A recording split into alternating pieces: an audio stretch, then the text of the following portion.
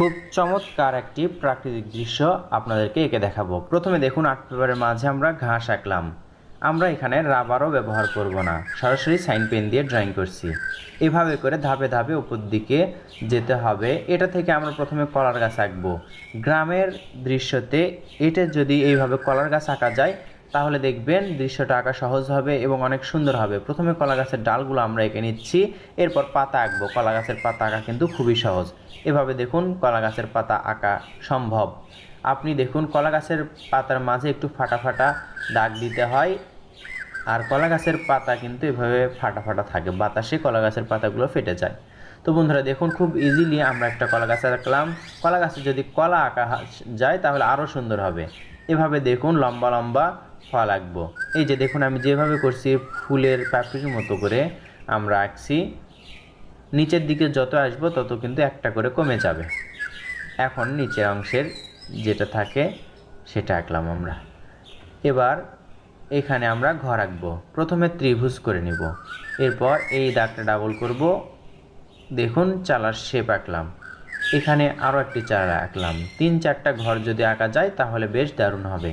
উপরে আরেকটি চালা এঁকে তারপর নিচের অংশটি করলে সুবিধা হবে এবং সুন্দরও হবে।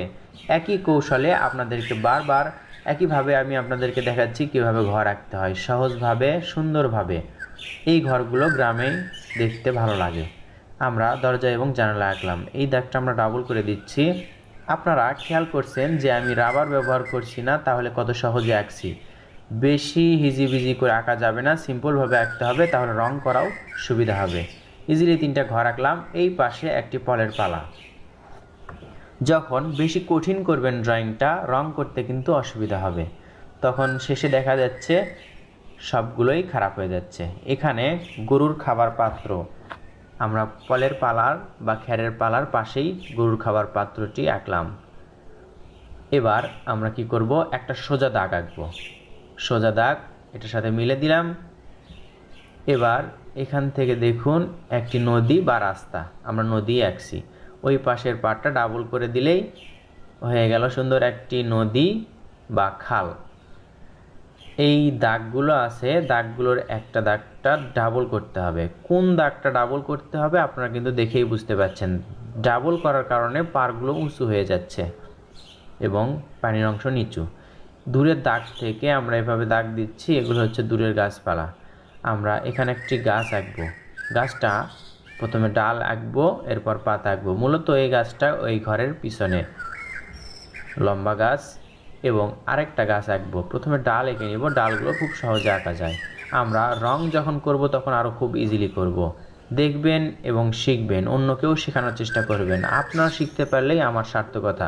আমার উদ্দেশ্য আপনাদেরকে শেখানো, আপনাদেরকে সুন্দর সুন্দর দৃশ্য দেখানো না। তো বন্ধুরা দেখুন, এবার আকাশে 2-1টি পাখি আপনারা আঁকবেন এক দাগেই। আপনারা আরও সুন্দর করতে পারেন। খুব এখানে দেখতে পাচ্ছেন আমরা হালকা সবুজ রং, মানে যেটা ঘাসের রং, কলা গাছের পাতা রং হালকা সবুজই হয়। এটা পুরোটাই করলাম, কোনো রঙের মিশ্রণ নেই। এখানে আমরা সরাসরি গাঢ় সবুজ রং দূরের গাছপালাতে করলাম।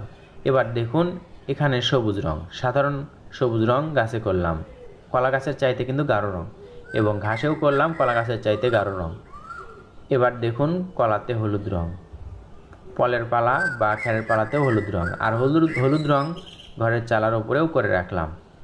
এরপর কমলা রং, ধাপে ধাপে আমরা রং করছি। কমলা রং করার পর লাল রং নিব, নিচে করব। দেখুন এটা কিন্তু দূর থেকে অনেক দারুণ দেখা যায়। দেখুন ঘরের চালার কারণেই কিন্তু এই দৃশ্যের রংটা অনেক ফুটে উঠেছে। এবার কাঁচা হলুদ রংটা নিয়ে আমরা করছি গাঢ় খয়েরি রং। গাঢ় খয়েরি রং করছি কোথায় কোথায়, এই যে পাড়ের ডাবল অংশেও আমরা খয়েরি রং করছি। এবার আমরা নিব আকাশি বা হালকা নীল রং, যে রংটা হালকা হবে সেই রংটা নিয়ে পুরো নদীর বা খালের পানিতে আমরা রং করব। এবার হালকা সবুজ রং নিয়েই পাড় থেকে এভাবে ছেড়ে দিব, ডান দিক থেকে বা দিক থেকে ডান দিকে ছেড়ে দিব, শক্ত করে ধরে হালকা করে ছেড়ে দিব। তাহলে পাড়ের দিকে হচ্ছে গাঢ় এবং বাহির দিকে হচ্ছে হালকা। এভাবে হালকা রঙেই সুন্দর লাগবে এই দৃশ্যটি। আশা করছি বুঝতে পারছেন কিভাবে এই সুন্দর প্রাকৃতিক দৃশ্য আঁকতে হয় এবং রং করতে হয়। দেখালাম সহজ কৌশলে, আপনি চাইলে আরও সুন্দর করতে পারেন। কেমন লাগলো দৃশ্যটি জানাবেন কমেন্ট করে।